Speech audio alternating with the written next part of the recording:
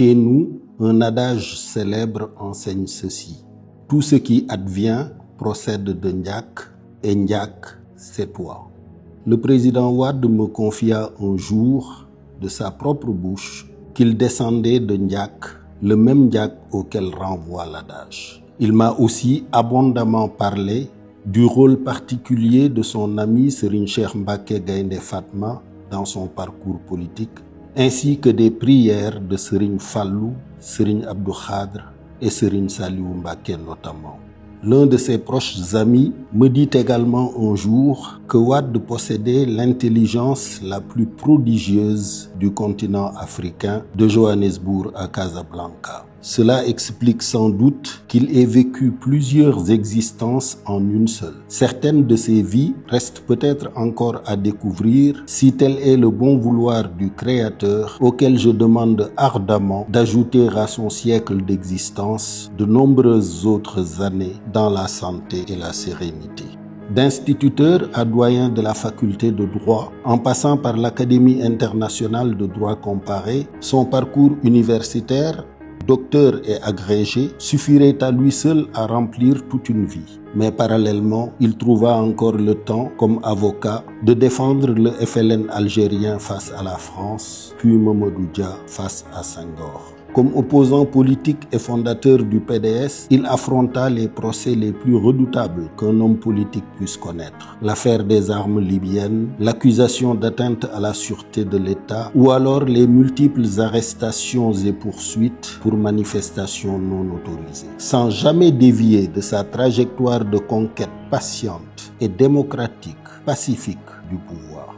Ne jamais enjamber des cadavres pour entrer au palais. 4 tentatives infructueuses avant le triomphe de 2000 à sa 5e candidature.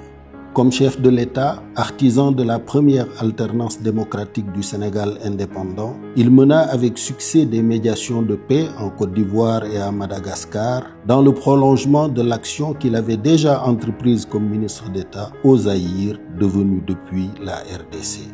Il conçut également le plan Oméga, devenu le NEPAD, afin de doter le continent africain des infrastructures indispensables à son intégration effective. Il fit ériger un monument à la gloire de la Renaissance africaine, lança la Grande Muraille verte jusqu'au rivage djiboutien et dota notre pays d'un grand théâtre ainsi que d'un musée des civilisations noires. Il entreprit de rapatrier l'héritage intellectuel et spirituel d'El Hadj Omar Foutiyou Tall, dont une bonne partie jonche encore les froides caves du fonds Archinard à la Bibliothèque nationale de France. Il a suivi de très près la performance du Sénégal lors de la Coupe du Monde de 2002 au Japon, où il voyait dans la victoire contre la France la plus belle définition de la souveraineté, être meilleur.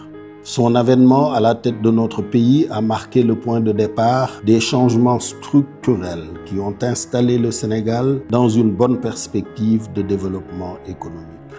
Au milieu de cette activité foisonnante, il trouva encore le temps d'écrire des ouvrages et d'être musicien, guitariste plus précisément. Et puis, il y avait ses anecdotes et ses éclats de rire. Son humour n'a d'égal que sa vivacité d'esprit. Voilà le Wade que je choisis de garder en mémoire en ce 29 mai 2026. Professeur, mentor, père, ami. Un homme de génie profondément humain, généreux et infiniment attachant. Joyeux anniversaire, maître Mara.